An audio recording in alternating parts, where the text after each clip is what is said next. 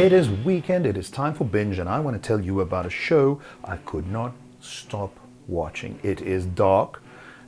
It's a German show and it is pretty dark, as this title suggests. A small town has some strange going-ons. They are in the shade of a nuclear plant, and there is also this very strange cave where some pretty strange things happen.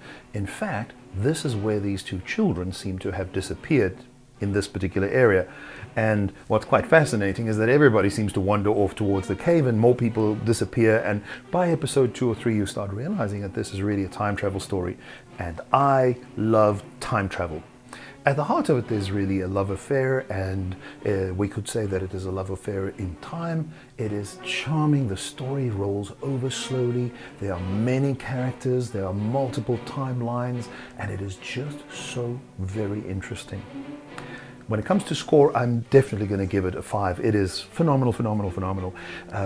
There is great detail to character development, fantastic characters, really great intrigue, and because the show rolls over so very slowly and meticulously, there's just so much time for stuff to develop. Now, I am going to come up with a few spoiler alerts, and that's more towards season 2, and it's going to come after this little sting. So if you don't want to know how it all turns out, and you don't want to know the spoiler alerts, then just don't watch beyond this, okay? Jonas is the main character, and we sort of follow the story through his eyes, and it's a kind of a turbulent kind of time that he's going through against the backdrop of these kids disappearing in the town.